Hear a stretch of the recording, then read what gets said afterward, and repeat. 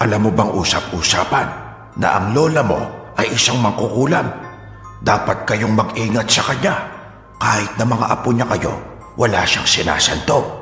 Kung ganun, anong may tutulong mo sa kanya, Myla? Hindi sa minamalit kita, pero alam mo kung anong sitwasyon mo. Myla, bulag ka. May nabiktima na ulit yung bantog na aswang. Nagawa na naman niya akong takasan. Hindi niyo ako matatalo. Hindi ako matatalo ng mga batang katulad ninyo. Hindi lahat ng kakulangan ay kahinaan. Kung minsan kapag may nawawala sa ating bagay, may paraan ang ating katawan para mag-compensate, para mapunan ang ating kahinaan. Ganyan po ang tema ng ating kwento ngayon. Pero bago ang lahat, kung bago ka pa lang dito sa channel, please like, subscribe, and hit the notification bell para updated kayo sa bawat kwentong ilalabas. May bago tayong kwento 2 o 3 beses sa isang linggo. At ngayon, para sa tampok nating kwento.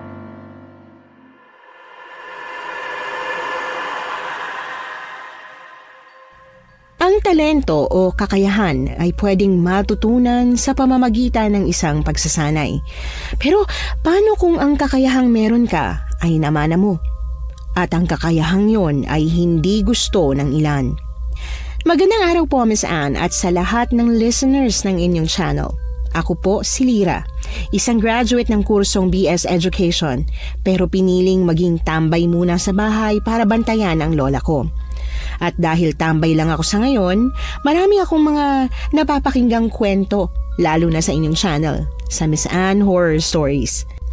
Nakaka-relate kasi ako dahil minsan na rin naming naranasan ng ate ko ang mga kwento rito. Kaya naman napagpasyahan kong ibahagi na rin ang sa amin.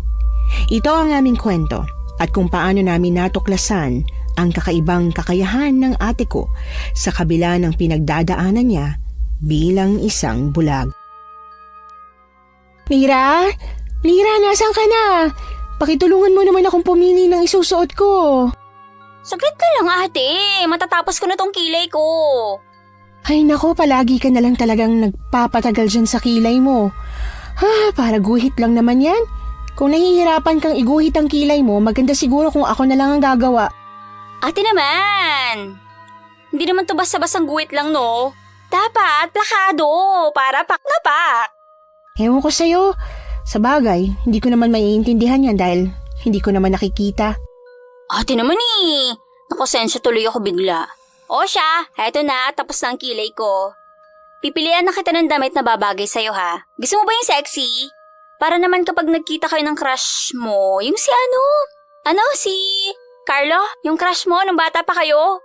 Lyra, alam mo naman ang sitwasyon ko. Kahit magsuot pa ako ng sexing damit, kapag nalaman niyang bulag na ako, alam mo na. Ate Myla, hindi pa naman huli ang lahat para sa mga mata mo. Nag-iipon lang si nanay at tatay pang opera para maibalik ang linaw niyan. Huwag mong masyadong intindihin ang pagiging bulag mo sa ngayon dahil babalik pa naman yan. O siya, sige na nga. Kung anong gusto mong ipasuot sa akin, ipasuot mo na. Sige ha, ako ang pipili. Yay! Ikaw talaga, hilig mo talaga akong gawing manika. Siya nga pala, naitanong mo na ba kila inay kung hanggang kailan tayo sa probinsya? Ang sabi ni nanay hanggang sa matapos ko raw ang first year college. Di mga 2 taon. 2 taon din kasi ang kontrata ni Tito sa Saudi. Ang tagal nga At tagal-tagal ko tuloy na hindi makikita ang boyfriend ko. Ang mabuti pa maghiwalay na kayo. Hala? Bakit naman kami maghihiwalay ate? Maayos naman ang relasyon naming dalawa. Maayos pa yan ngayon. Pero yung 2 taon kayong hindi magkikita, ewan ko na lang talaga. Malay mo naman mag-work. At least we tried. Ikaw ang bahala. Sige na, hanapan mo na ako ng isusuot.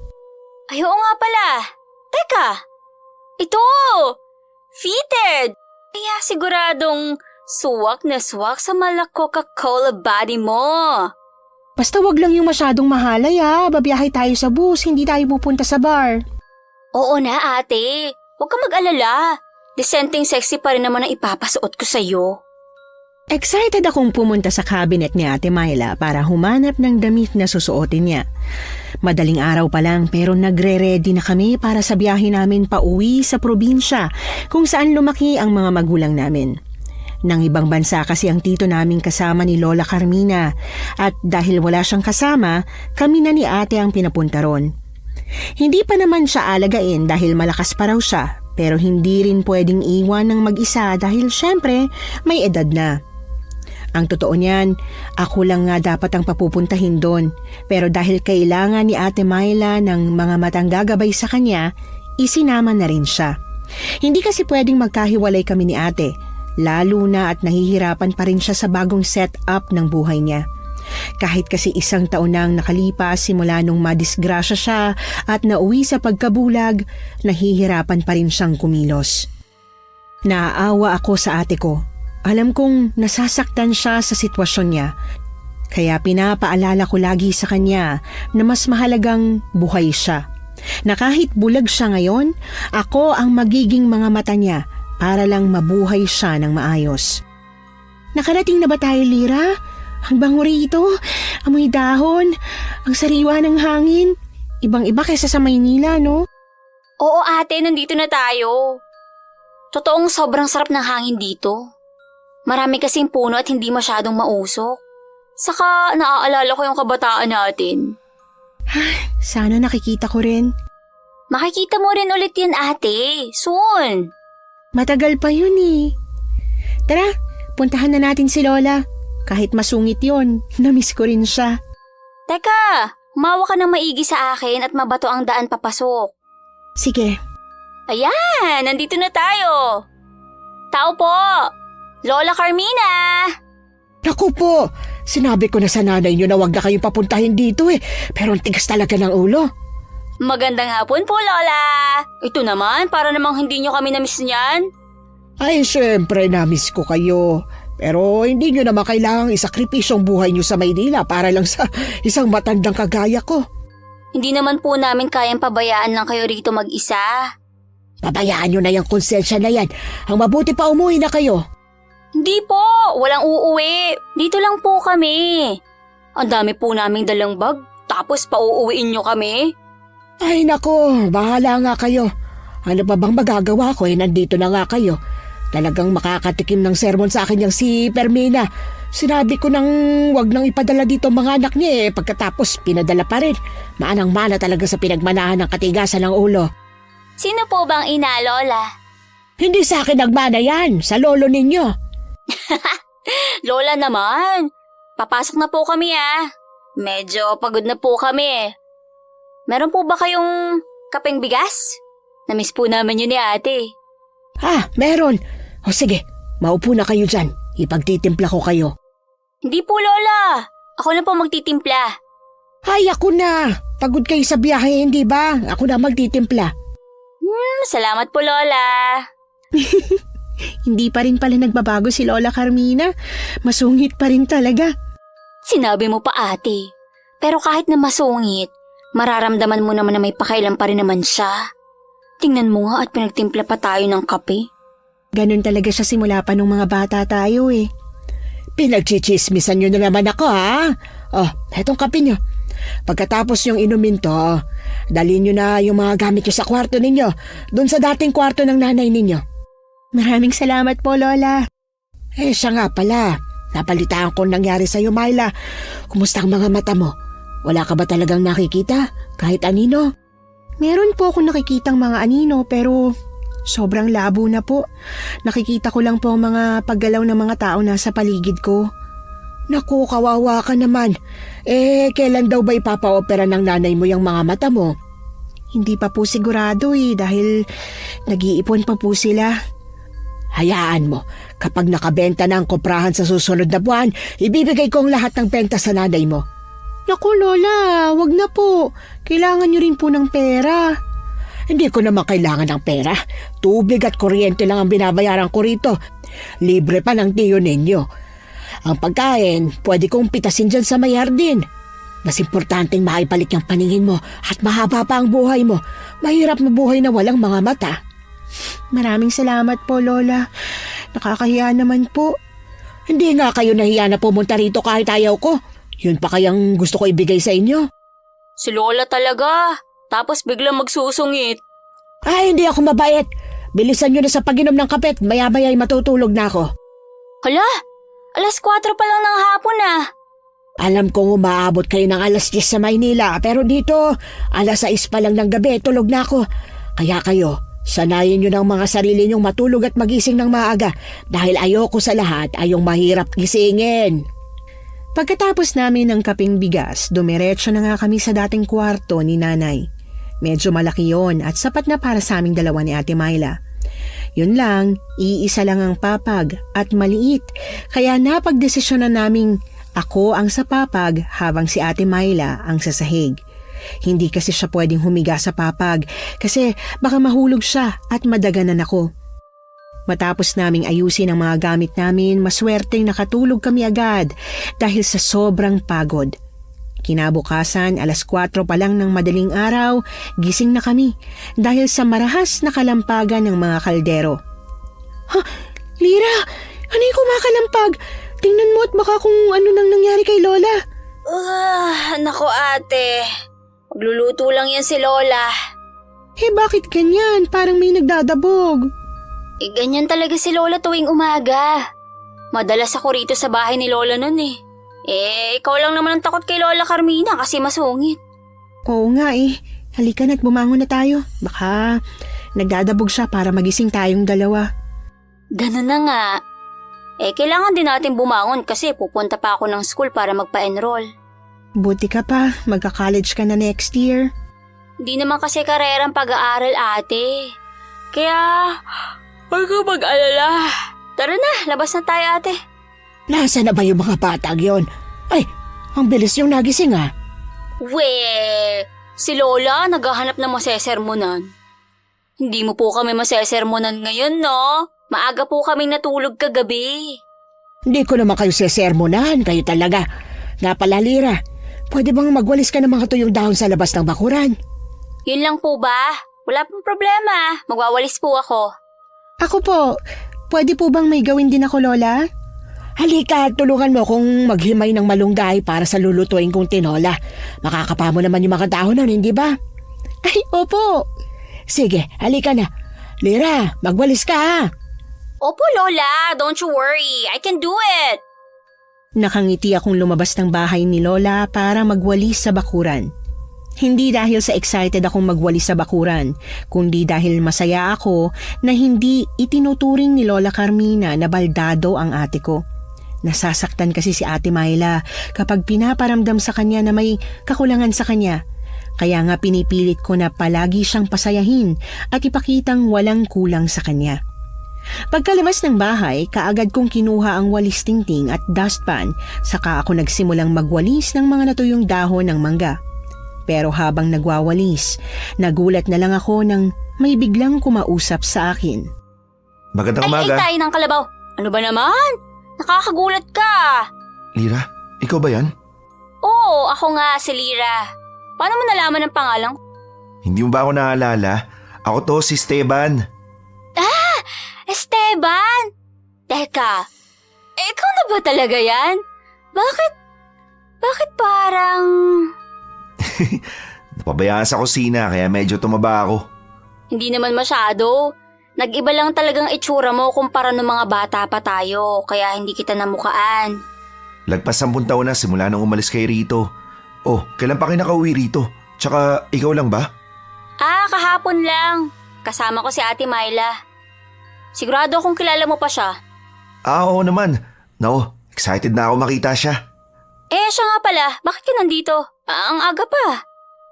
Kakausapin ko lang si Lola Carmina tungkol sa manukan ha. Ako kasi yung nag-aalaga ng mga manok niya habang bakasyon pa sa eskwelahan. Ganun ba? Dami na palang negosyo ni Lola, no? Nako, kung alam mo lang, simple lang mamuhay si Lola Carmina pero ang daming ginagawa niyan sa buhay. Bakasyon lang ba kayo rito? Hindi. Magtatagal-tagal kami rito. 2 taon. Kaya, malalaman ko rin yung mga ginagawa ni Lola. Teka, halika, pumasok ka sa loob. Pasensya ka na at hindi kita masasamahan sa loob ha. Nagwawalis pa kasi ako eh. tulungan na kita magwalis. Alam ko may isa pang walis dito eh. Sige na. Ayoko namang hayaan ka lang na magwalis dyan, no? Wag na! Teka, ano yan? Ha? Ano? Saan? Ayan yung nasa damit mo. Bakit parang may bahay ng dugo? Dugo ba yan? Ano? Wala yan. Hindi yan dugo. Hindi. Parang dugo eh. Tinteyan ng ballpen. Nagtatai kasi. Naglista kasi ako kanina ng mga manok na pwede nang ibenta. Pati na rin kung ilang tray ng itlog yung nakolekta sa mga inahing manok. Ganun ba? Akala ko naman dugo. Kinabahan ako dun ah. Ano akala mo sa akin? Pumatay ng tao tapos dumiretso rito? Ko talaga. Grabe. Pumatay agad ng tao. Hindi ba pwedeng baka nasugatan ka, ganon? Kinabahan kasi ako sa paraan ng pagtatanong mo eh. Para bang pinaghihinalaan mo ako? Nako, tara na nga kung tutulungan mo ako magwalis. Bilisan na natin. Talagang tinulungan ako ni Esteban sa pagwawalis ng mga tuyong dahon sa bakura namin. Habang nagwawalis, kinuwentohan niya ako tungkol sa mga kalaro namin noong mga bata pa kami. Si Esteban ang kababata namin na crush ni Ate Myla. Kasing edad siya ng Ate Myla, pero hindi na ako nagkukuya sa kanya dahil nga sobrang close namin noon. Nang matapos kami sa pagwawalis, pumasok na kami sa loob at naabutan namin si Ate Myla na nakaupo sa harap ng lamesa habang naghihimay pa rin ng malunggay. Magandang umaga, Myla. Magandang umaga rin. Teka, sino ka? Ate Myla, si Esteban. Yung kababata natin. Hala, talaga? Pasensya ka na, Esteban ha. Hindi kita nakilala. Ayos lang, ano ka ba? Nabanggit nga sa akin itong si Lira yung nangyari sa'yo. Kaya nga pasensya ka na ha. Hindi kita nakikita. Ano ka ba, Myla? Walang problema kung hindi mo ako nakikita. Ang importante, nararamdaman mo ako. Anong banat yan, Esteban? Ay, pangit ba? Sorry naman, medyo corny. Teka, nasa si Lola Carmina? Nandun siya sa may kusina. Samahan mo siya, Lira. Tara, kasamahan kita. Ayos lang ako, ako nang bahala. Alam ko naman kung nasan yung kusina niyo eh. O sige, ikaw bahala. Tutulungan ko na lang si Ate Myla rito. Lira, ang laki ng pinagbago ng boses ni Esteban, no? Naku ate, kung nakikita mo lang siya, talagang malaking pinagbago niya. Hindi lang boses, pati itsura, tsaka katawan. Mas lalo bang gumwapo? Gwapo pa rin naman. Pero mas gwapo siya nung bata pa siya. Pero gwapo pa rin naman, medyo chubby lang. Pero overall, mabait pa rin siya. Tinulungan niya nga ako magwalis ng mga tuyong dahon dun sa labas. Siya pa rin talaga. Siya nga pala. Pakikuha pala nung tungkod ko sa may kwarto. Nakalimutan kong kunin kanina eh. Ay, oo nga pala. Sige po ate, wait. Hintayin mo lang ako rito ah. Kaagad kong sinunod ang inutos sa akin ni Ate Myla at dumiretso sa kwarto namin. Pero bago ko pa man marating ang kwarto, nadaanan ko sina Lola Carmina at si Esteban na nag-uusap sa may kusina. Dahil sa likas kong pagiging tsismosa, ang ginawa ko ay nakinig na muna ako imbis na dumiretso sa kwarto. Ikaw na bata ka. Bakit dumiretso ka rito pagkatapos mong... Nako, kapag nabisto ka ng mga apo ko, yari ka talaga sa akin. Naniwala naman po sa akin si Lira eh. Tsaka hindi nyo naman po sinabi sa akin na darating pala sila. Sana sinabi nyo po para naman nakapaganda ako. Ikaw talaga. Siya nga pala. Yung pinapahanap ko sa yung bato, nahanap mo na ba? Opo, heto po. Mabuti at nakahanap ka. Alam ko maaasahan talaga kita. Ano po bang gagawin nyo dyan? Gagamitin ko itong proteksyon para sa mga apo ko. Alam ko kasi na darating sila kahit na ipilit kong wag silang pumunta. Gagamitin to para hindi sila magantihan pabalik. Lola Carmina, hindi po ba masyado na pong delikado yung ginagawa nyo para sa edad nyo? Umingi na po kaya tayo ng tulong sa iba, tulad po ng albularyo. Walang magtitiwala sa akin na albularyo, Esteban. Alam mo ang kapangyarihang meron ako. Bagay na taliwa sa paniniwala ng mga albularyo. Basta't ano man ang mangyari sa akin, walang makakaalam ng tunay na dahilan. Sige po Lola, ako po ang bahala. Kinakabahang nagtago ako sa likod ng pader nang makita kong lumingon sa direksyon ko si Esteban. Humugot na muna ako ng malalim na buntong hininga bago ako tuluyang umalis doon. Gulong-gulo ang isip ko. Curious ako sa kung ano man ang pinag-uusapan nilang dalawa pero sa kabilang banda, parang mali naman na tanungin ko si Lola. Ano yung sinasabi niyang kalaban? At anong mangyayari sa kanya? Kahit na sobrang curious talaga ako, pinilit ko yung ipagsawalang bahala. Hindi ako pwedeng makialam sa kung ano man ang tinatago ng lola ko sa amin. Pagkatapos naming mag-almusal, nagpresenta si Esteban na samahan ako sa pag-e-enroll ko sa eskwelahan. Sinabihan ko nga siyang hindi na kailangan pero ang sabi niya sa akin, sasabay din daw siya sa pag-e-enroll kaya wala na akong nagawa pa kundi ang hayaan na lang siya. Teka nga, di ba kaedad ka ni ate? Bakit magpapa-enroll ka sa senior high? Dapat college ka na. Bakit? Hindi ba pwedeng huminto kasi ako? Huminto ka? Ibig mo bang sabihin 2 taon kang huminto? Oo. Nagkaroon kasi ng problema yung pamilya ko kaya kailangan ko huminto nung nasa kalagitnaan ako ng high school. Kaya ngayon, grade 12 pa lang ako, imbis na second year college na. Ganun ba? Sayang naman. Oh, dito na tayo sa school. Maliit na school lang pala to, no? Bagong tayo? Mga 3 taon pa lang. Pero parang dekada na yung edad dahil sa dami ng mga nagbumulto. Nagmumulto? Kalokohan naman yan. Bakit? Di ka naniniwala sa mga multo?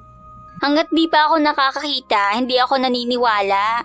Tara na nga sa loob at baka mahaba ang pila. Hindi mahaba ang pila, maniwala ka. Talaga? Saan bang pilahan? Doon ang registrar, tara.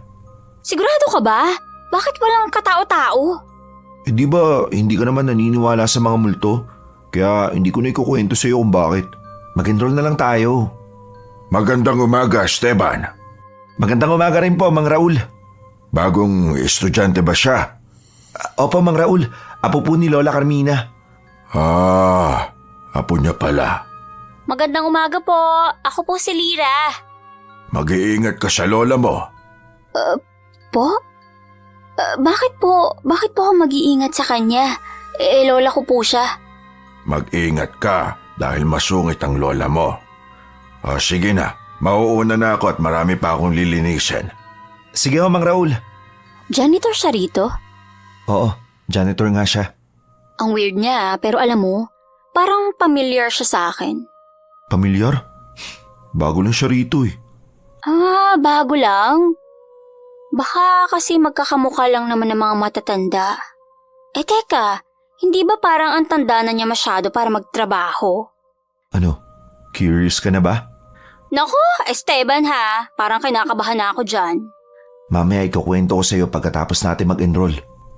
Ikinuwento nga sa akin ni Esteban ang tungkol sa nangyari sa lupang pinagtayuan ng eskwelahan.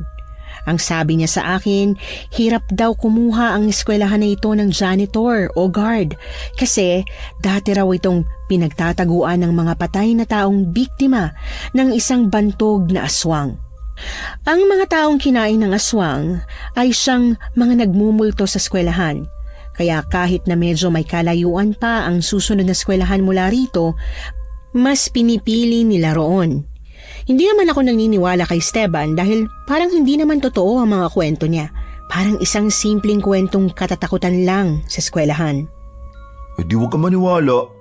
Alam mo, gustuin ko mang maniwala, hindi talaga ka panipaliwala eh. At saka, kung may ganyan nga dito, bakit dito ka pa nag-enroll? At sinama mo pa talaga ako? Yun lang. Naniniwala kasi ako na hindi naman nakakapanakit yung mga multo. Mas natatakot ako sa aswang kaysa sa kanila. Naniniwala ka rin sa mga aswang? Talaga bang wala kang alam? O nagmamaang-maangan ka lang? Magtatanong ba ako kung may alam ako? Huwag na nga natin pag-usapan kung kaya mo maniwala. Mas mabuti nga na mawalan ka ng interest tungkol sa kanila. Ha? May sinabi ka ba? Wala. Ang sinasabi ko lang, umuwi na tayo. Baka kailangan ka na ng ate mo sa bahay niyo. Bakit? Aalis pa si Lola sa bahay? Oo eh. Umalis yun ng ganitong oras para pumunta sa Mimanukan. Baka walang kasama ang ate mo kapag umalis siya. Tungkol pala sa pinag-uusapan nyo kanina ni Lola. Talaga bang tungkol lang sa manok ang pinag-uusapan nyo? Ano pa bang dapat namin pag-usapan? Oo, wala. Natanong lang. Baka lang naman may gusto kang i-share. Ano? Yung tungkol sa manok ba? Gusto mo malaman? Hindi, wala. Tara na nga. Imbis na ituloy ang pagtatanong, minabuti ko na lang na manahimik. Mukhang wala akong makukuhang sagot kay Esteban kung tatanungin ko siya tungkol sa nakakahinalang usapan nila ni Lola. Nang makarating ako sa bahay, naabutan ko ang mag-isa doon si Ate Myla. Tahimik lang siyang nakikinig sa kwento sa radyo habang nagwawali sa sahig. Ate, nandito na po ako. Ay, salamat naman nakauwi ka na. Grabe, ang boring dito sa bahay. Gusto ko sana maglakad-lakad sa labas kaso hindi ko pa kabisado dito, baka maligaw ako. O sige ate, sasamahan kita sa labas. Kumusta ka naman dito nung wala ako? Hindi ka ba inapi ni Lola? Naku, inapi nga. Wala naman akong magawa dahil gano'n na talaga ang ugali niya. Ay, siya nga pala, may binabibigay si Lola sa'yo. Magkapareho yata tayo kasi kinapa ko. Parang bilog na pendant parehas. Ano ba to? Ate, kwintas na may itim na batong pendant. Ay, ang ganda pala. Si Lola talaga? Ang sungit, pero binibigyan pa tayo ng kwintas. Ate, ito yata yung naririnig kong pinag-uusapan ni na Lola at Esteban kanina. Pinag-uusapan? Teka nga, nakinig ka na naman ba sa usapan ng iba? Ate, hindi ko naman sinasadya. Kanina yun, nung dumaan ako sa kusina papuntang kwarto natin para kunin yung tungkod mo. Aksidente ko silang naririnig na nag-uusap. Ano raw ang pinag-uusapan nila? Hindi pa nga masyadong sigurado pero tungkol sa parang mapapahamak si Lola at madadamay tayo kung wala nitong itim na bato. Basta, hindi rin talaga ako sigurado ate. Nakakakaba naman yan, Lira. Ano kayang tinatago sa atin ni Lola? Kung totoo ngang pwedeng mapahamak siya sa kung ano man yung lihim niya sa atin, kailangan nating malaman kasi baka mamaya matuloy nga. Yun nga iniisip ko ate. Gusto mo bang alamin natin? Kung hindi naman delikado, alamin na natin. Sige ate, huwag kang mag-alala at ako na ang bahala. Simula noong araw na yon, palagi ko nang binabantayan ang mga galaw ni Lola Carmina. Ang totoo, nahihirapan akong humanap ng butas sa kanya. Parang normal na lola lang naman siya. Madalas na masungit, naguulyanin at mainitin ang ulo, pero may pakialam pa rin naman. Sa sobrang galing niyang magtago ng lihim, wala akong napansin sa loob ng ilang linggong pagtira namin sa bahay niya. Hanggang sa isang gabi, tuluyan kong napansin ang madalas na ginagawa ni Lola Carmina bago matulog sa gabi. Ate, pansin mo ba? Kahit hindi pa tayo inaantok, bigla na lang tayong nakakatulog kapag nag-aalas 7 na ng gabi. Sa tingin ko, dahil yan sa ginagamit ni Lola Carmina na pampausok. Ha? Anong pampausok? Yung pagsisigan niya ng mga tuyong dahon sa labas tuwing gabi? Oo, nung isang gabi kasi, tinanong ko siya kung bakit hindi pa siya natutulog, alas 6 na ng gabi. Sabi niya nakakatulog na siya ng ganong oras, 'di ba? Ayun, hindi raw siya makatulog ng maayos kaya nagsisiga siya ng mga tuyong dahon tapos hinahaluan niya raw ng insenso para daw umamoy sa buong bahay tsaka humimbing ang tulog niya. Talaga? Gabi-gabi niya nga yung ginagawa. Ngayon ko lang din napansin. Teka ate, sisilipin ko siya sa bintana kasi nagsisimula na naman siya magsiga. Ate, kung pampatulog niya yung pagsisiga, bakit naka-face mask siya? Ha? Talaga? Oo, naka-face mask siya. Hindi mo man lang ba napansin? Nakalimutan mo na ba? Ay oo nga pala, hindi mo nga pala nakikita. Naka-face mask siya, kaya paano niya malalanghap yan? Try kaya natin magtakip ng ilong, no? At bakit naman natin gagawin yan? Para malaman natin kung para sa kanya ba talaga yung pampausok na ginagamit niya o para sa atin. Ang ibig mo bang sabihin sadya niya tayong pinapatulog? Oo ate, kasi pilit ko siyang hinahanapan ng butas pero wala akong makita. Kaya malamang na sa gabi niya ginagawa yung mga kababalaghang ginagawa niya. O sige, kung sa tingin mo yan ang tamang gawin, kumuha ka ng panakip sa ilong. Oo nga, at sisindihan na niya yung mga dahon. Teka, hindi tayo pwede makalanghap ng kaunting amoy. Oh, eto ate, gamitin mo. Pagkatapos niyang magsiga, Magpapanggap tayong tulog dahil siguradong sisilipin niya tayo rito. Ganun nga ang ginawa namin ni Ate Myla. Nagtakip kami ng ilong habang hinihintay na matapos si Lola Carmina sa ginagawa niya. Ilang minuto rin siyang nagpausok hanggang sa natapos yun at narinig na namin siyang nagbukas ng pinto mula sa labas. Yun na ang sandaling nagpanggap kaming tulog. Sobrang lakas ng kabog ng dibdib ko, lalo na nang tumama ang hinala ko na papasok siya sa loob ng kwarto namin para i-check kung tulog na nga kami. At nang masiguro niyang mahimbing na nga ang tulog namin, umalis na siya at isinara ang pinto. Nakalabas na ba si Lola? Opo, ate. Paano yan? Sasama ka ba sa akin? Titingnan ko si Lola sa kwarto niya. Baka maging pabigat lang ako kung sasama ako. Hindi ko rin naman nakikita kaya mas mabuting ikaw na lang. Sige ate, diyan ka lang ha. Sasabihin ko sa'yo kung anong nakita ko. Mag-iingat ka ha. Si Lola lang yun ate. Gusto nga niya tayong protektahan eh. Kaya siguradong hindi niya ako sasaktan kung sakaling mahuli niya man ako. Kahit na, matagal natin hindi nakasama si Lola kaya hindi natin siya ganun kakilala. Kinabahan ako sa paalala ni ate. Pero lakas loob pa rin akong lumabas ng kwarto at dahan-dahang naglakad patungo sa kwarto ni Lola. Madilim ang paligid kaya nahirapan akong maglakad. Sa totoo lang, para lang din akong bulag dahil nga sa pangangapa ko sa dilim. Nagsisituloy ako na hindi ko isinama si ate. Baka mas magaling siyang kumapa sa dilim kaysa sa akin. Ilang beses tumama ang paa ko sa kung ano-anong matigas na bagay at ilang beses kong tiniis ang sakit hanggang sa tuluyan kong marating ang kwarto ni Lola. Swerteng bahagyang nakabukas ang pinto nang makarating ako doon. Gumapang ako palapit at marahang sumilip sa siwang ng pinto at nakita ko si Lola na nakatalikod mula sa direksyon ko. Nakaharap siya sa isang salamin.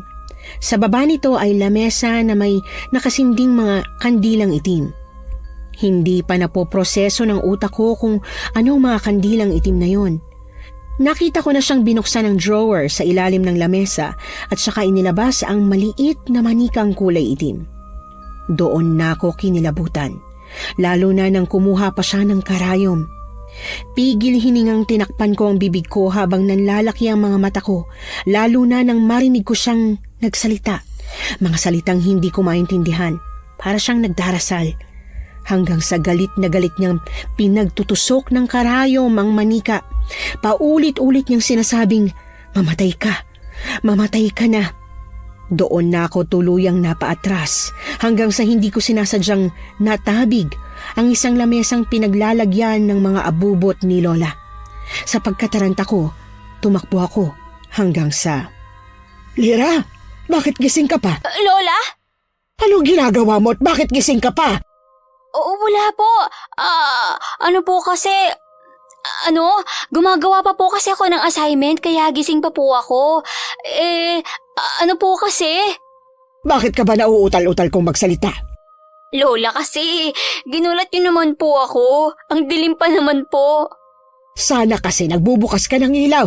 O yan, bukas na. O bakit nasa labas ka ng kwarto kung gumagawa ka ng assignment? Kuha lang po ako ng tubig. Ayaw ko po kasing magising kayo eh. Ay, nakong bata ka. O siya, kumuha ka na ng tubig at ituloy mo na yung assignment mo. Matulog ka na pagkatapos ha. Lumalalim na ang gabi. Sige po, Lola. Sa susunod, magbukas ka ng ilaw para hindi ka madapa. Narinig kong kumalabog ka eh. Sorry po. Kayo po, bakit po gising pa kayo? Madali akong magising kapag may mga gumagalaw sa bahay. Ganun talaga kapag matanda na. Masyadong mababaw ang tulog. Kaya sa susunod mag-ingat-ingat ka. Mabuti pang buksan mo ng ilaw kaysa madapa ka dyan at pag-alalahin mo ko. Sige po, Lola. Pasensya na po. O siya, mauna na ako sa'yo. Patayin mo na lang ang ilaw kapag natapos ka na uminom ng tubig, ha? Imbis na sumagot, napatango na lang ako sa sinabi ni Lola. Hindi ko na magawa pang magsalita dahil sa matinding kaba. Nang umalis na siya, agad akong napahawak sa lamesang katabi ko para suportahan ang sarili ko. Kasi parang babagsak ako sa sobrang panlalambot ng mga tuhod. Pilit akong naglakad pabalik sa kwarto namin ni ate at nang maisara ko ang pinto, saka ko lang hinayaan ang sarili kong bumagsak sa sahig habang habol ang hiningang pinroseso ang nakita ko. Lira? Lira, ayos ka lang ba? Anong nakita mo? Lira, kumalma ka. Tumingin ka sa akin, Lira. Ate. Si Lola. Dahan-dahan lang. Huwag mong pilitan ang sarili mo. Ate, si Lola. Nangkukulam siya. Nangungulam? Bakit? Ano bang nakita mo? Nakita ko kasing may tinutusok na manikang kulay itim. Tapos panay sabi niya na, mamamatay ka na. Mira, makinig ka sa akin. Huwag muna tayong mag-isip ng masama tungkol sa kanya kasi baka mamaya mali ang hinala mo. Ano yun ate? Hindi pa pangkukulam yun. Basta wag na muna tayong mag-isip ng masama.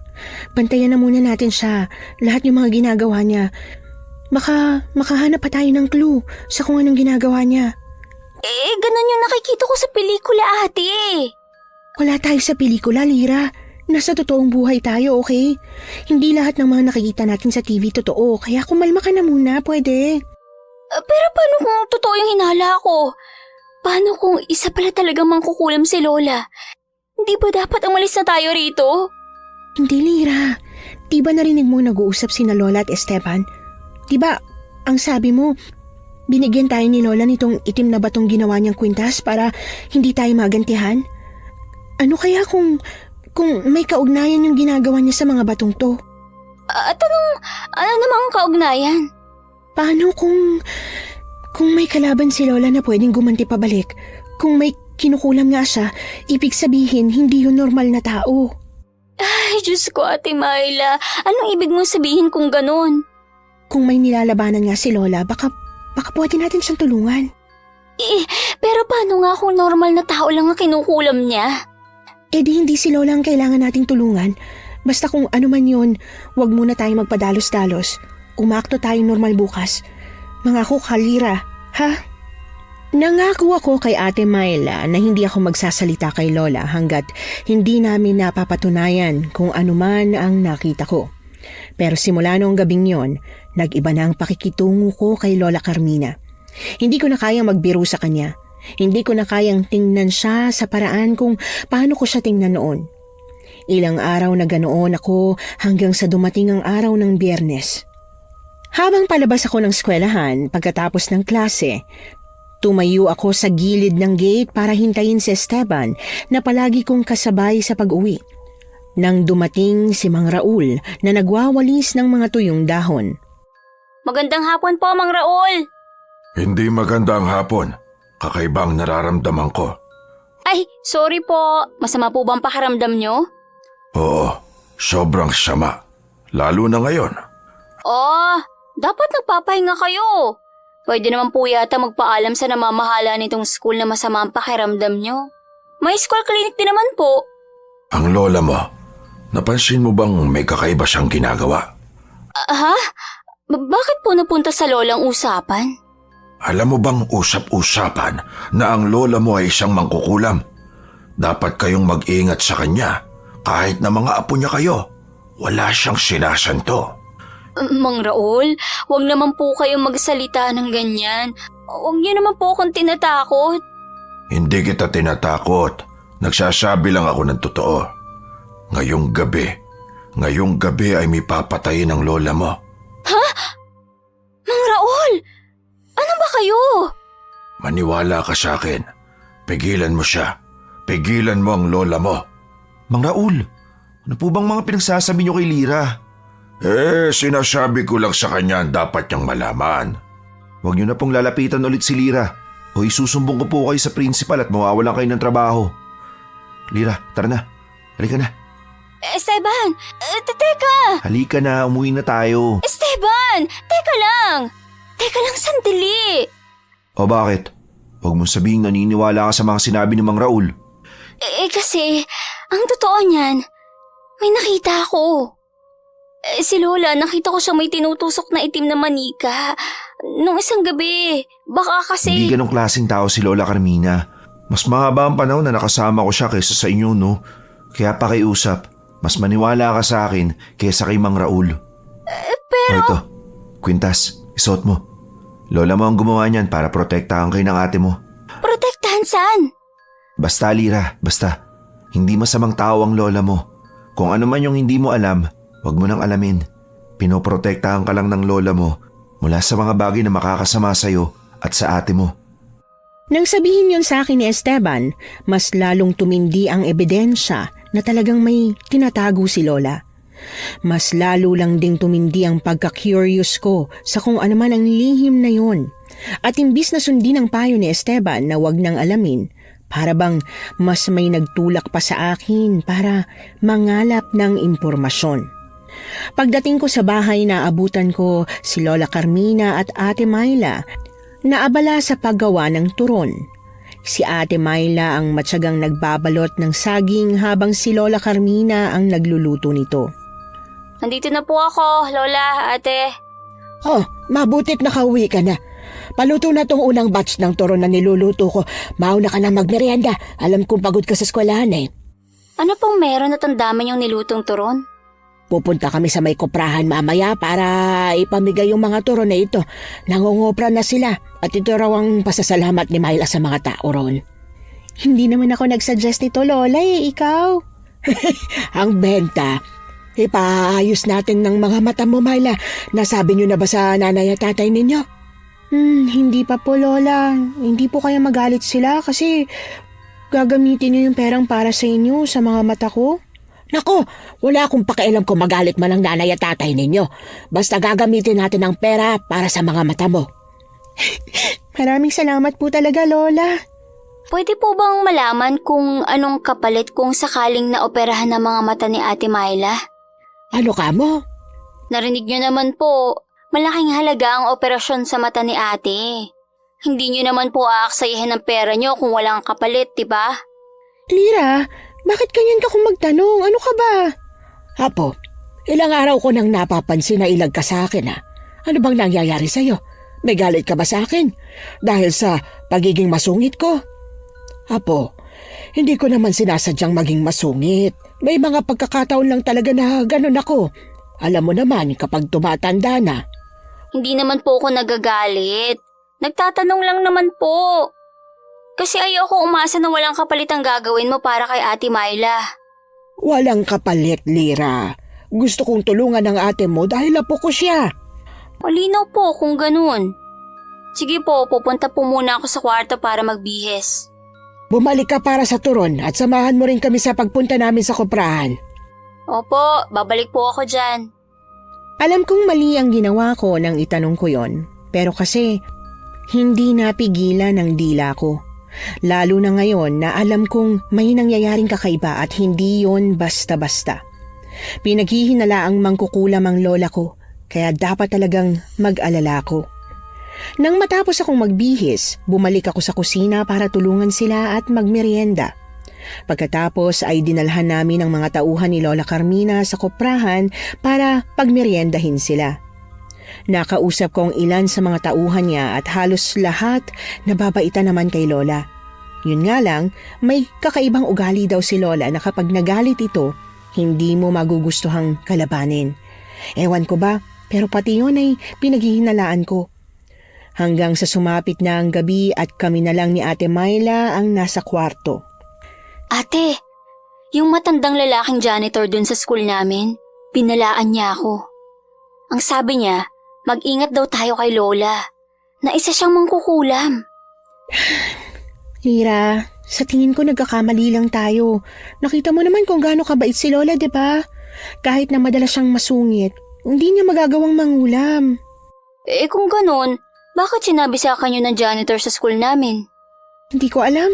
Basta alam ko at sigurado ako na hindi masama ang lola natin. Dahil lang ipapaayos niya yung mga mata mo, mabait na siya, ganon. Hindi yun ganun, Lira. Alam mong simula nang mawalan ako ng paningin, pandam ako na ang ginagamit ko sa lahat ng bagay at ramdam ko na hindi masama si Lola. Kaya please, huwag ka nang maghinala ng ganyan sa kanya. Kung ano man ang tinatago niya, sa kanya na yun. Huwag na nating piliting alamin. Ewan ko sa'yo ate. Bahala ka sa kung anong gusto mong paniwalaan. Basta ako, itutuloy ko kung ano man ang ginagawa kong pag-alam sa ginagawa ni Lola. Nakiusap na ako sa iyo, Lira. Pero kung ipipilit mo pa rin ang gusto mo, bahala ka. Basta kung alam mong mapapahamak ka na, huwag mo nang ituloy. Noong gabing yon, muling nagsindi ng pampausok si Lola Carmina. Pero imbis na magtakip ng ilong, hinayaan kong sarili ko na lamunin ng antok dahil gusto ko na munang mawala lahat ng iniisip ko. Pero imbis na makatulog ng payapa, napanaginipan ko ang aksidenteng nangyari sa amin ni ate, 1 taon nang nakalipas. Nagkita kami ni Ate Myla matapos ang unang araw ng klase.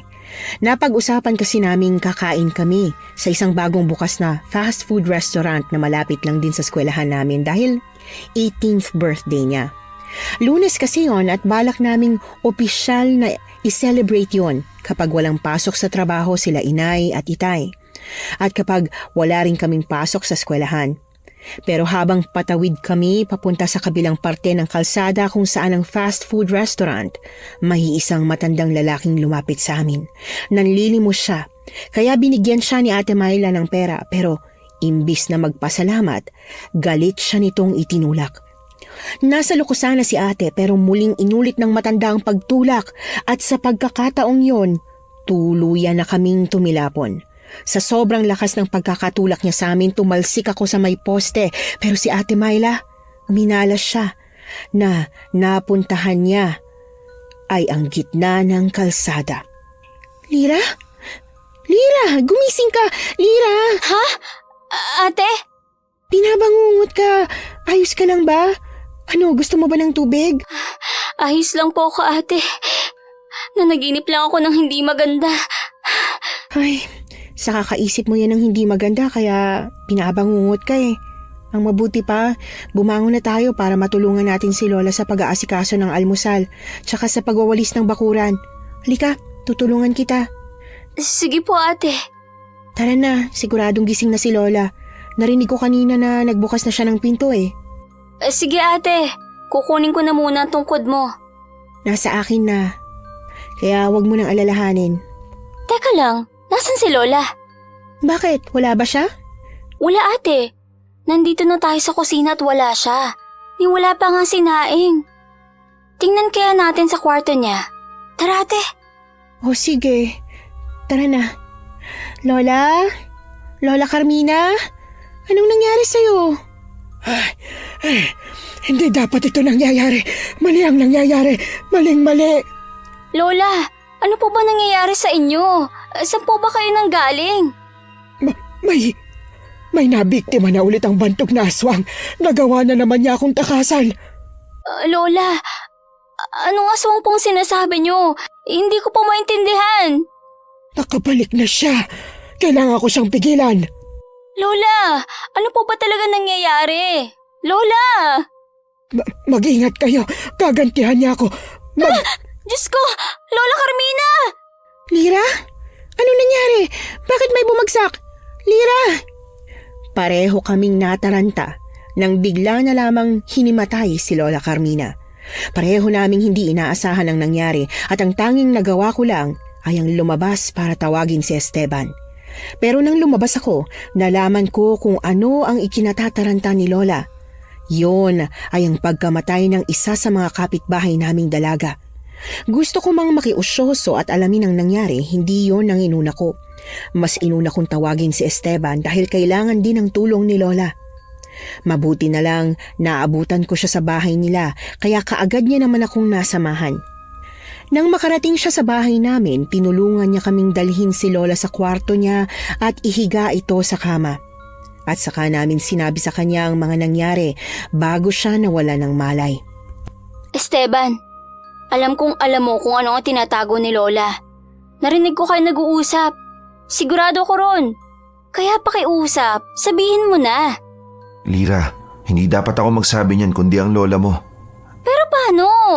Hihintayin pa ba nating mapahamak siya bago niya sabihin? Kanina, yung sinasabi niyang aswang. Yung aswang. Ano pang aswang? Nana, ang bantog na aswang sa baryo natin, Lira. Yun ang sinasabi ni Lola Carmina. Totoo bang aswang? Pwede bang diretsahin mo na lang kami? Ay, hindi. Sagutin mo lang ang tanong kong to. Mangkukulam ba si Lola? Esteban, bakit hindi ka makasagot? Tungkol dyan, kasi, Sagutin mo ako, Esteban. oo, isa nga mangkukulam ang lola nyo. Pero hindi siya masamang mangkukulam. Maniwala kayo sa akin, mabait siya. At kailan pa naging mabait ang mga mangkukulam, Esteban? Huwag mo nga kaming niloloko. Nagsasabi ako ng totoo. Sige, kung mabait siya, paano may papaliwanag sa akin yung nakita ko? Nagdadasal si Lola dito sa harap ng salamin habang may nakasinding kulay itim na kandila. Sinasaksak niya ng malaking karayom ang kulay na itim na manika. Paulit-ulit niyang sinasabing, mamatay ka na, mamatay ka na. Sige, sabihin mo sa akin kung hindi ba masama ang kumulam. Yung namatay, kinulam ba siya ni Lola, ha? Lira, makinig ka na muna sa akin. Ipapaliwanag ko sa'yo. Ipapaliwanag o magdadahilan? Lira, ano ba? Hayaan mo na muna siya magpaliwanag. Ate kasi Hindi tayo makakakuha ng sagot kung yung lahat ng mga hinala mo ang gusto mo lang marinig na sagot. Ate, sorry po. Pakinggan natin si Esteban. Huminahon ka na muna, ha? Esteban, pwede bang ipaliwanag mo sa amin kung anong totoo? Hindi ko alam kung tama bang sabihin ko sa inyo. Lalo na at gusto ng lola nyo ay ilihim ko ang lahat ng to hanggang sa makakaya niya. Pero sa tingin ko tama ka, Lira. Hindi pwedeng ilihim lang to hanggang sa kung anong mangyari sa kanya. Si Lola Carmina, may kalaban siyang isang bandog na aswang. Sa tinagal-tagal niya bilang isang puting mangkukulam, yung bandog na aswang lang na yun ang hindi niya mapatay-patay. Ilang dekada na niyang tinutuntun yung aswang na yun, pero hanggang ngayon, wala pa rin talaga. At yun na nga, nakarating na siya ulit sa baryo natin. Teka nga, bakit niya ba kinakalaban ng mga aswang na yon? Dahil ang aswang na yun, ang kumuha sa buhay ng lolo nyo. Alam ba to ni nanay? Oo, alam ng nanay nyo. Bukod kila nanay, may isa pa bang nakakaalam? Wala na. Ang baryong to, hindi nila alam na mangkukulam si Lola Carmina bukod sa akin. Dahil apo ako ng manunugis na kaibigan ni Lola. Pero namatay na ang lola ko, kaya wala na siyang maaasahang tutulong sa kanya. Hindi ba pwedeng pabayaan na lang ni Lola yung aswang na yon? Hindi magagawa ni Lola Carmina na pabayaan lang ang aswang. Masyado ng maraming buhay ang binawi ng bantog na aswang na yun, kaya hindi papayag ang lola nyo na hayaan na lang siya. Kung ganun, may magagawa ba kami para makatulong? Ate, anong tulong sinasabi mo dyan? Gusto kong tumulong. Gusto kong mahuli yung aswang na yan para matapos ng paghihirap ni Lola Carmina. Kanina, nakita ko siya na para bang pagod na pagod siya sa ganong klaseng eksena na parang paulit-ulit na lang. Kung ganun, anong may tutulong mo sa kanya, Myla? Hindi naman sa minamaliit kita, pero alam mo kung anong sitwasyon mo. Myla, bulag ka. May tutulong si Myla. Ano ho? Teka, Lola Carmina, gising na po pala kayo. Huwag po muna kayong bumangon. May gana po muna kayo. Ayos lang ako. Kailangan ko nang sabihin ito sa apo ko dahil unti-unti na akong nauubusan ng oras. Apo, naalala mo pa ba yung araw na nagising ka matapos ang aksidente? Yung panaginip mo tungkol sa akin at sa pagkausap ko sa'yo. Teka lang po. Paano niyo po nalaman yung tungkol sa panaginip ko? Oo nga po. Sa akin lang sinabi ni aten tungkol sa panaginip niyang dinadasalan mo siya at ang tungkod niya. Kasi hindi lang yun basta isang simpleng panaginip. Ang nangyaring yun ay totoo. Dinasalan ko ang tungkod ni Myla para palagi siya nitong gabayan at itago mula sa aswang na gustong manakit sa akin. Lalo na at ang ate mo'y espesyal. Nagsisi ako na hindi ko kaagad nalamang sa kanya ko naipasa ang kakayahan na meron ako. Ano pong minana ko? Hindi ko po maintindihan, Lola. Ikaw ang nakapagmana ng pagiging mangkukulam ko, Myla. Hindi mo ba nararamdaman? Wala ka bang nararamdamang kakaiba? Tulad po ba ng lakas ng pakiramdam? Pero parang normal lang naman po yata yun. Akin ang tungkod mo. Heto po. Teka Lola. Ano pong ginawa niyo sa tungkod ko? Aray ko, ang sakit ng ulo ko. Napahiyaw ako nang bigla na lamang bumagsak sa sahig si Ate Myla. Hinimatay siya, na labis na ikinataranta ko. Pero si Lola Carmina, Parang normal lang sa kanya ang nangyari. Inutusan niya lang kami na buhatin si Ate Myla at ihiga sa kama katabi niya. Lola, ano pong nangyari kay ate? Huwag kang mag-alala. Parte yan ng proseso para maibalik ang kapangyarihang itinago ko sa kanya. Lira, nung araw ng aksidente ng ate mo, yon ang ika-18 kaarawan niya, hindi ba? Yon din ang araw kung kailan tuluyan ang lumabas ang kapangyarihan niya.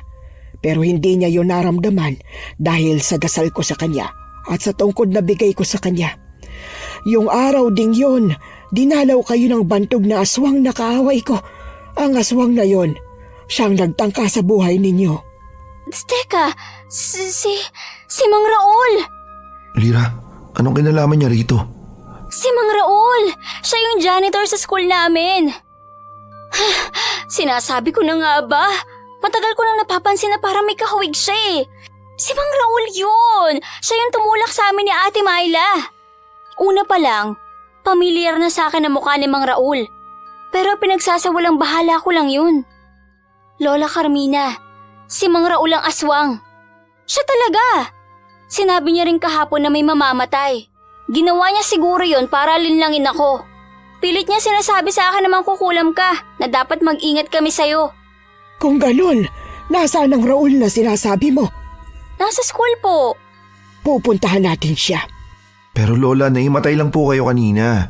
Hindi po pwedeng magpadalos-dalos ka at pumunta ron. Hindi pwedeng ipagpaliban pa ang mga nangyayari. Kailangan kong puntahan si... Aray ko! Lola, huwag niyo pong pilitin ang sarili niyo. Ang mabuti pa, ako na lang ang pupunta. Sasamahan na lang ako ni Esteban. Hindi pwede. Baka mapahamak ka. Ako na pong bahala. Di ba aswang siya? Magdadala na lang po ako ng asin at bawang. Ako na lang pong papatay sa kanya. Kung ganun lang yun kadali, di sana napatay ko na siya. Pero hindi. Hindi sa ganyang paraan mo ako matutulungan. Ganito ang gagawin ninyo. Alam din pala ni Esteban at Lola Carmina na pwedeng bumalik ang bantog na aswang sa eskwelahan kung saan doon tinatago ng aswang ang mga biktima niya. Kaya doon niya kami pinag-enroll kahit na nakakatakot. Ika nga, ang kriminal ay laging bumabalik sa pinangyarihan ng krimen. Matapos ipaliwanag ni Lola ang lahat, inexplain niya naman sa amin ang dapat kong gawin. Sinabi niya rin sa akin ang purpose kaya doon niya kami pinapasok. Lola, nakakatampo po kayo. Kung si Ate Myla pinoprotektahan nyo, ako ginawa niyong pain sa aswang. Grabe po kayo ah. Hindi ka rin naman niya mabibiktima dahil malakas ang binigay ko sa iyong itim na bato. Ginawa ko lang yon para mahuli ko na siya. Ginawa niyo pa akong pain. Oo na. At pasensya na sa nagawa ko, Apo. Ikaw rin kasing pinakamadaling gamiting pain eh. Lola, ngayon lang kita narinig na tumawa ng ganyan. At paanong ako ang madaling gamitin? Madali ka kasing mauto. Pero Apo, napakalaki ng tulong mo. At salamat dahil naniwala ka kaagad sa akin kahit na pinaghinalaan mong masama ako. Malaki ang tiwala ko sa iyo ngayon. Galingan mong umarte ha. Gusto kong mapaniwala mo siyang naniniwala ka sa kanya. Oo na po, kahit utu-utu ako. Huwag kang mag-alala. Babawi ako sa iyo, Apo. Kahit walang pasok, kaagad kaming pumunta sa school para makausap si Mang Raul. Pero pagdating namin doon, hindi kami pinayagan ng guard na pumasok. Kung kaya wala kaming magawa, kundi ang maghintay sa paglabas niya. Hindi namin alam kung ilang oras kaming naghintay sa labas para lang makausap siya hanggang sa tuluyan na nga siyang lumabas ng gate habang may bit-bit na mga basura. Galingan mo siyang huliin sa bibig, Lira. Kailangan natin siyang maloko tulad ng plano natin. Sa tingin mo ba maniniwala siya sa akin? Na-practice naman natin kung ano yung sasabihin mo, di ba?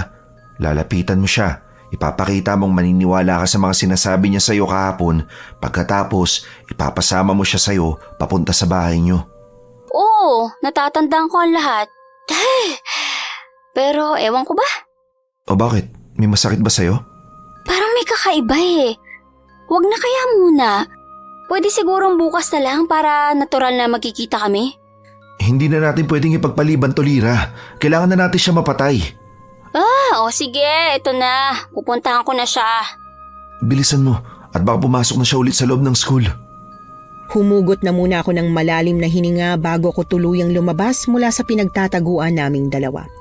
Pagkatapos ay lakas loob akong tumakbo patungo sa direksyon ni Mang Raul. Mang Raul! Mang Raul! Lira, anong ginagawa mo rito? Bakit parang natataranta ka? Mang Raul, narinig niyo po ba ang balita? Anong balita? Yung tungkol po sa sinabi niyo kahapon na may mamamatay. Meron niya po talagang namatay. Tama po kayo. Lira, hindi kita maintindihan. Nagkausap ba tayo kahapon? Nag-usap po tayo. Ang sabi niyo nga po. Anong sabi ko? Lira, baka nagkakamali ka lang. Alam kong natatakot ka na may namatay dito sa baryo natin, pero huwag kang mag-alala. Mauhuli rin kung sino ang salarin. Mang Raul, ano pong sinasabi niyo? Paanong hindi niyo po alam? Hindi ko talaga matandaan na nag-usap tayo. Pasensya na. Mang Raul, teka lang. Mang Raul! Lira, huwag mo na siyang habulin. Hindi niya raw matandaan ang pinag-uusapan namin. Paano nangyari yun? Sigurado ako natatandaan niya, Lira. Nagpapanggap lang siya na hindi niya alam. At bakit naman siya magpapanggap? Dahil baka nakatunog na siya. Wala namang pwede magsabi sa kanya ng pinag-uusapan namin. Kaya paanong nakatunog siya? Huwag ka mag-alala. Mahuhuli rin natin siya. Tara na at bumalik na tayo sa bahay niyo. Sigurado, hindi talaga ngayon ang tamang panahon para mapatay siya. Hindi ko alam kung bakit parang nag-iba ang tono ng pananalita ni Esteban. Kanina habang inaabangan namin si Mang Raul na lumabas, hindi siya ganyan. Galit siya at gusto niyang mapatay namin si Mang Raul sa lalong madaling panahon. Pero ngayon, kakaiba siya. Habang pabalik kami sa bahay namin, hindi ako kumikibo. Pinapakiramdaman ko ang galaw ni Esteban, pero wala naman siyang ginagawang masama, kaya nagpatuloy ako sa paglalakad hanggang sa makarating kami sa bahay. Pero nang nasa pinto na kami, napahinto siyang bigla. Esteban, tara sa loob. Siguro ikaw na lang ang pumasok. Kailangan ko na munang umuwi. Pero bakit? Kailangan natin magsabi kay Lola Carmina. Sabihin mo kay Lola Carmina, magpunta siya sa kuprahan. Doon kami mag-uusap. Bakit kailangan sa kuprahan pa? Esteban, ano ba nangyayari? Bitiwan mo ako! Ang kamay mo, umusok. Teka, hindi na ikaw si Esteban. Huli na nang madiskubre ko ang nangyayari kay Esteban. Marahas niya akong tinulak palayo na naging dahilan para bumagsak ako sa sahig. Mabilis na kumaripa siya ng takbo palayo sa akin. Kahit natataranta, mabilis akong tumayo mula sa lupang pinagbagsakan ko at tumakbo papasok ng bahay. Lola Carmina! Ate Myla! Si Esteban! Lira, anong nangyari? Lola, si Esteban po. Mukhang naging siya na ang bantog na aswang. Hindi ko maintindihan na po paanong naging aswang si Esteban. Isa siyang malulugis. Hindi po, Lola. Sa tingin ko, multo siya. Multo yung aswang at sumapi siya sa mga tao. Sumapi siya kay Esteban. Imposibleng makapanakit pa siya kung multo na siya. Imposible rin na kakain pa siya ng tao tulad ng ginawa niya sa buntis kung patay na siya. Kung ganon, ano pong nangyayari kay Esteban? Paano nasapian siya ng aswang? Hindi siya sinapian. Kinokontrol siya ng aswang. Kaya pala nahirapan akong tuntunin siya. Dahil sa loob ng maraming taon, gumagamit siya ng ibang katawan para kumain. Isa siyang aswang na mangkukulam. Lola, kung ganon, anong gagawin natin? Baka masaktan si Esteban habang kinokontrol siya ng aswang. Si Myla ang makakakita sa kanya. Hindi ko na kaya ito, Lira. Masyado nang matanda ang katawan ko. Puntahan natin ang ate mo. Lola, ano pong kailangan kong gawin para mahuli siya? Parang ako ang bulag sa mga sinabi ni Lola Carmina na dapat gawin ni Ate Myla. Ni sa panaginip, hindi ko naisip na lalaban kami sa isang aswang. At hindi lang siya isang simpleng aswang dahil may kapangyarihan siya. Isang kapangyarihan na hindi ko sigurado kung kakayanin ba ng bulag na gaya ni Ate Myla. Naghanda kami. Muling dinasalan ni Lola Carmina ang tungkod ng ate ko habang ako naman ay binigyan niya ng bag na may lamang mga gamit para patayin ang aswang. Lira, Siguraduhin mo na ligtas ang Ate Myla mo. Malakas man ang pandama niya, kailangan niya pa rin ng mga mata. At ikaw ang tutulong sa kanya para makakita siya. Huwag po kayong mag-alala, Lola. Ako na pong bahala sa kanya. Pero sigurado po ba kayong lumabas ng kakayahan ni ate? Na kaya niya maramdaman kung nasaan ang aswang? Oo, siguradong sigurado ako. Pero Lola, parang normal lang naman pong nararamdaman ko. Wala pa akong nararamdaman kakaiba sa katawan ko. Hindi mo pa yan mararamdaman sa ngayon. Pero mamaya, kapag kaharap mo ng aswang, sigurado akong lalabas din ang kakayahan mo. Magtiwala lang kayo sa sinasabi ko. O siya, simulan na natin. Ako nang bahala kay Esteban. Pupuntahan ko siya. Kayo ng ate mo, pumunta kayo sa eskwelahan. Doon ang tirahan niya. Nakita ko yun sa pangitain ko, Lira. Bumabalik-balik pa rin siya sa lugar kung saan niya tinatago ang mga bangkay. Sige ho, Lola. Pupuntahan po namin. Mag-ingat kayong dalawa, ha? Susunod ako sa oras na matanggal na kay Esteban ang ginagamit sa kanya ng aswang na yon para mapasunod siya. Gabi na nang lumabas kami ng bahay. Tamang-tama lang daw na oras kung kailan lumalabas ang aswang na kalaban ni Lola Carmina. Sa totoo lang, kabado ako sa gagawin namin, kaya tahimik ako habang papunta kami ni Ate Myla sa eskwelahan. Hindi ako makaimik dahil sa kakaisip kung ano ang posibleng mangyari sa oras na naroon na kami. Paano kung matalo kami? Paano kung gawin kaming hapunan ng aswang? Lira, ayos ka lang ba? Ayos lang ako, ate. Huwag kang mag-alala. Nararamdaman kong kinakabahan ka eh. Natural lang naman sigurong kabahan, ate. Hindi naman tayo eksperto sa pakikipaglaban sa aswang. Tapos yung kakayahang sinasabi ni Lola, hindi pa tayo sigurado kung meron ka nga ba talaga. Lira, tumingin ka sa akin. Nakatingin ka na ba? Oo, ate. Tumingin ka sa mga mata ko kahit na hindi kita nakikita. Lira, kaya natin to ha? Alam ko na kinakabahan ka, pero kailangan natin gawin to. Hindi lang para sa kapakanan ni Lola, pero pati na rin sa mga taong pwede niyang mabiktima kung hindi pa natin siya mapapatay. Oo, ate. Kakayanan natin to. Nandito na tayo. Hindi na tayo pwedeng umatras pa. Halika na. Teka lang, ate. Paano mo nalaman na nandito na tayo? Naririnig kong malakas na paghilik ng guard. Hindi mo ba naririnig? Ano? Wala pa naman tayo sa gate. Basta naririnig ko siya. Halika na habang di pa siya nagigising. Teka lang, ate. Huwag mo akong iwanan. Napahanga ako ng pagdating namin sa gate. Tulog na tulog nga ang guard at naghihilik pa. At dahil nga masarap ang tulog niya, nagawa naming kunin ang susi para buksan ang gate. Sa totoo lang, nakakapagtaka nga na hindi yung guard ang unang biniktima ng aswang. Pagpasok namin sa loob, masyadong madilim. Tanging ang buwan lang ang nagsisilbing liwanag. Ate Myla, hindi ko makita ng maayos ang paligid. Ayos lang, nakikita ko naman. Ano? Paano mo nakikita, ate? Hindi ko rin alam, Lira. Ang lakas ng pakiramdam ko. Sa sobrang lakas nga. Parang nakikita ko ng mga nasa paligid. Dito sa kaliwa, may building na malaki. At dito naman sa may kanan, nandito naman yung court. Wow, ang galing! Paano mo nagagawa yan? Siguro ito yung kakayahan na sinasabi ni Lola Carmina. Yung kakayahang makakita gamit ang pandama. Teka, huwag kang maingay. Ha? Bakit, ate? Huwag kang maingay. May naririnig akong kaluskos. Tunog na para bang kumakain. Kumakain? Ate, hindi kaya... Tara, susundan ko yung tunog. Sumunod ka sa akin ha. Tsaka ilabas mo na rin yung flashlight. Pati na rin yung buntot pagi na binigay ni Lola. Kaagad kong sinunod si Ate Myla habang inilalabas ang buntot pagi na ipinabaon sa amin ni Lola Carmina. Pagkatapos ay naglabas din ako ng flashlight. Pero hindi ako pinayagan ni ate na buksan yon kahit na sobrang dilim. Para akong bulag habang naglalakad kami ng dire-diretso. Takot ako, pero nagtiwala ako kay ate habang mahigpit na nakahawak sa kamay niya. Hanggang sa huminto kami sa paglalakad. Kaagad na gumuhit sa ilong ko ang amoy ng nabubulok na patay. Ang sakit sa ilong ng amoy kaya ang nagawa ko na lang ay takpan ang ilong ko. Magtatanong sana ako kay Ate Myla kung nasaan kami, pero agad niyang tinakpan ang bibig ko saka kami naupo sa gilid.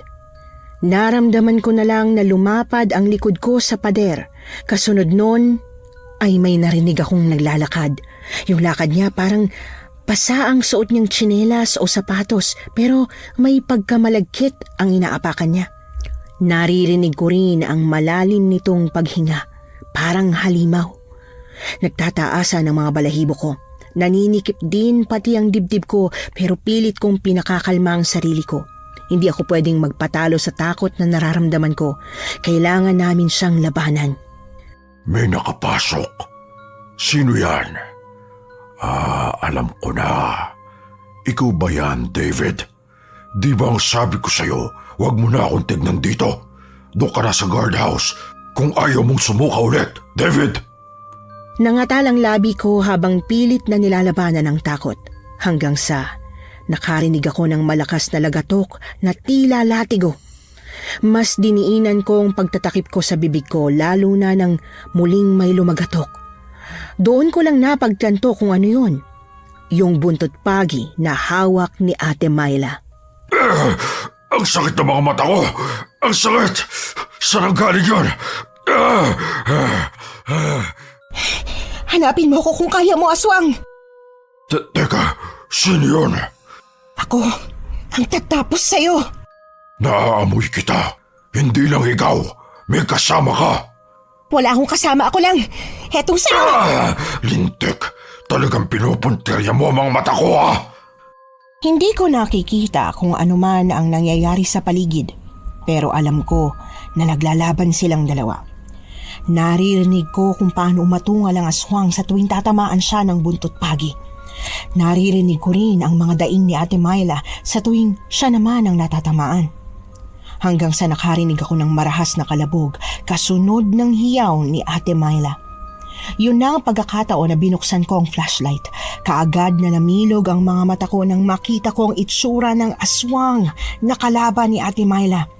Mahaba ang magulo niyang buhok, kulay pula ang mga mata niya at itim ang buong katawan. Ang mga kuko niya mahahaba, habang ang bibig niya ay puno ng dugo. Nanginginig na naibagsak ko ang flashlight kasunod ng pagsugod niya sa akin. Para akong tangang napapikit ng mariin imbis na lumaban. Pero bago pa man niya ako masaktan, narinig kong napahiyaw siya sa sakit sa mismong harap ng mukha ko. Lira, umayos ka! Tapangan mong sarili mo! Huwag kang magpapalamon sa takot! Pero ate... Kumuha ka ng bawang, dalian mo! Idikit mo sa mga mata niya! Ang sakit! Ate! Sinasakal niya ako! Bitiwan mo kapatid ko! Hindi niyo ako matatalo. Hindi ako matatalo ng mga batang katulad ninyo. Ilang beses na hinampas ni Ate Myla ng buntot pagi ang aswang. Umuusok na ang likod nito pero hindi niya yon ininda. Patuloy niya lang akong sinasakal kahit na maging ang kanyang mga kamay ay umuusok na dahil sa nahahawakan niya ang kwintas na ibinigay sa akin ng lola ko. Akala ko matatapos ng buhay ko. Halos nauubos na ang hininga ko nang makita kong itinali ni Ate Myla ang buntot pagi sa leeg ng aswang. Nabitiwan ng aswang ang leeg ko at pilit na kumawala sa pagkakasakal sa buntot pagi. Kaagad akong umubo kasunod ng paghabol ko ng hininga ko. Tumakbo ka na, Lira! Iligtas mo ng sarili mo! Hindi ate! Hindi kita iwanan! Bilisan mo! Hindi kita iwanan! Tutulungan kita! Habang abala pa siya sa pagsakal sa aswang, kumuha naman ako ng asin sa bag na dala ko. Puno yun ng asin at bawang pero halos hindi ko magamit kanina dahil sa tindi ng takot. Pero ngayon, nawala na ang lahat ng takot na nararamdaman ko. Tuluyan na akong nagkaroon ng lakas ng loob para lumaban. Kaagad kong isinaboy sa aswang ang isang plastik na asin. Agad namang nalapnos ang balat niya, kasabay ng paghiyaw niya dahil sa matinding sakit. Unti-unti na siyang nanghihina. Napalhod na siya sa sahig pero hindi nagtagal. Bigla na lang nagpatay-sindi ang flashlight na nasa sahig. At nang mamatay yon, nagulat ako nang may humila sa kwintas na pangontra ko sa aswang. Ate Myla, may iba pang nandito. May humugot sa kwintas ko. Marami sila, Lira. Pero hindi sila aswang. Mga tao sila na inuutusan ni Mang Raul gamit ang isip niya para mapasunod silang lahat. Hindi ko sila makita na maayos, ate. Teka, si Mang Raul. Si Mang Raul, nasa na siya? Ate, ano pong ibig mo sabihin? Nasaan na siya? Nawala siyang bigla. Hahanapin ko siya. Kayang-kaya mo ng mga taong yan. Pero Ate Myla. Wala akong nagawa. Lalo na nang muling naging maayos ang flashlight at nakita ko nga kung gaano sila karami. Kasama na roon ang guard na patulog-tulog lang kanina. Hindi ko alam kung paano sila lalabanan. Hindi ko naman kasi sila pwedeng gamitan ng buntot pagi o kahit na kung anong pwedeng makapatay sa kanila dahil mga tao sila. Kaya ang tanging nagawa ko na lang ay umatras ng umatras hanggang sa may isa sa kanila na bumagsak. Lira, nandito na ako. Esteban? Ikaw na ba talaga yan? Ako na to. Huwag ka mag-alala at hindi na niya ako makokontrol ulit. Si Lola Carmina, nasa na siya? Nandito ako. Ang ate mo. Hinahanap niya po yung aswang. Nawala po bigla. Saan siya nagpunta? Susundan ko siya. Lola, doon po. Pero, kakayanin niyo po ba? Kakayanin ko. Hagisan niyo ng asin ang mga taong yan para bumalik sa ulirat. Mauna na ako. Asin lang po. Wala nang iba. Lola, teka!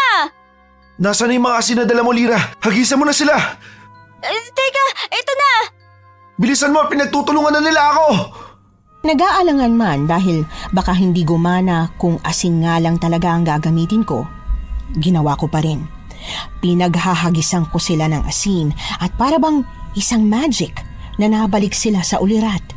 Lahat sila ay pare-parehong nabigla nang makita kong nasaan sila. Ang ilan sa kanila ay napahiyaw habang yung guard na tinawag ng aswang na David biglang nataranta. Esteban! Huwag mong patakasin ang guard!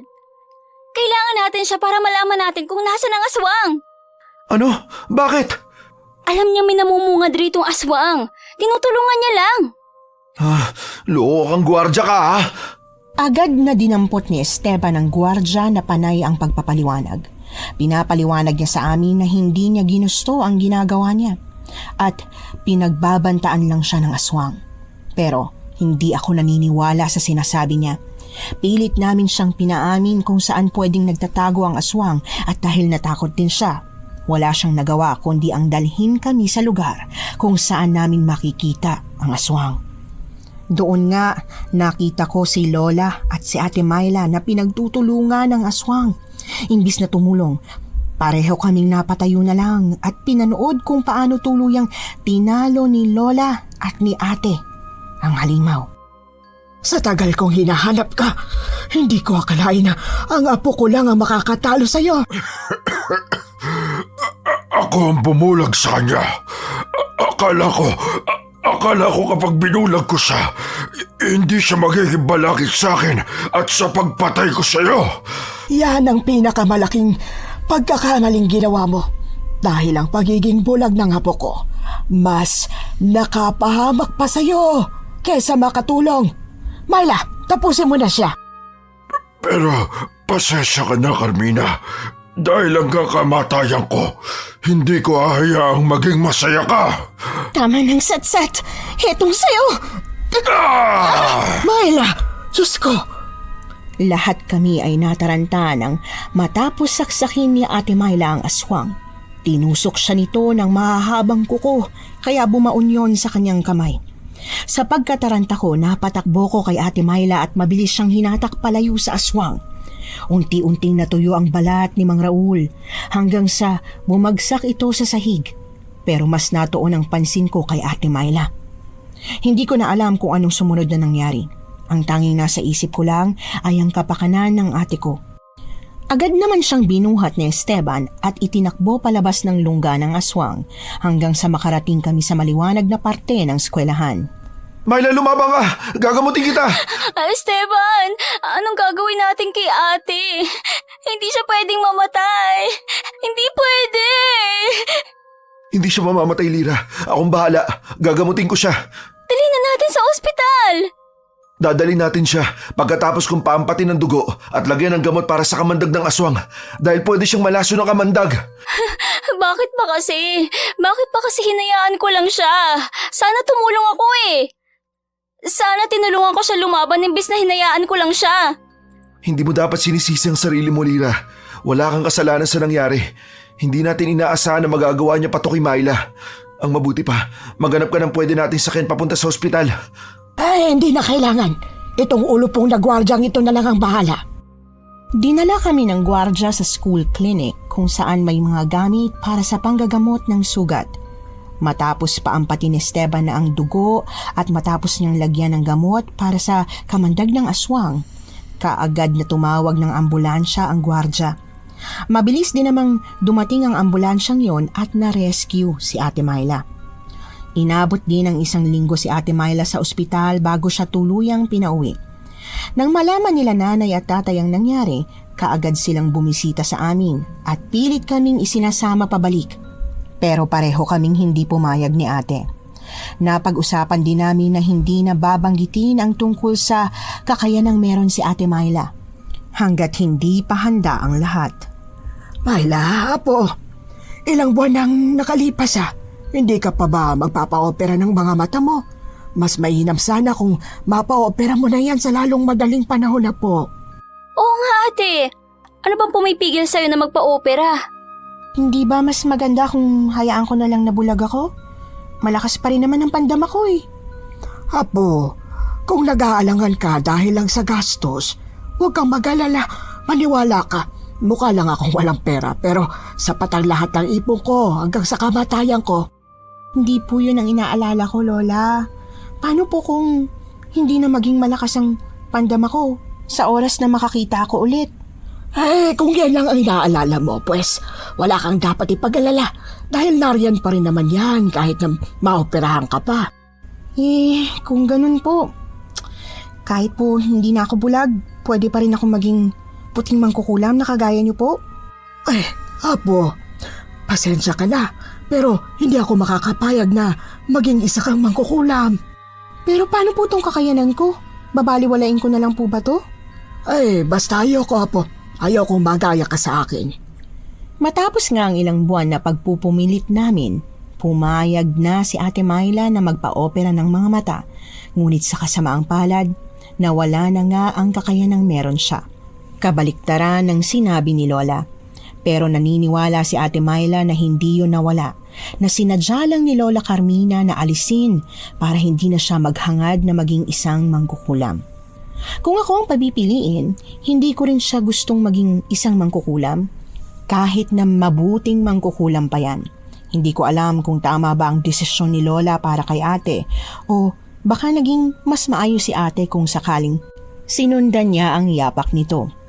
Ano't ano pa man, sa ngayon ay nasa mabuting lagay naman na kami.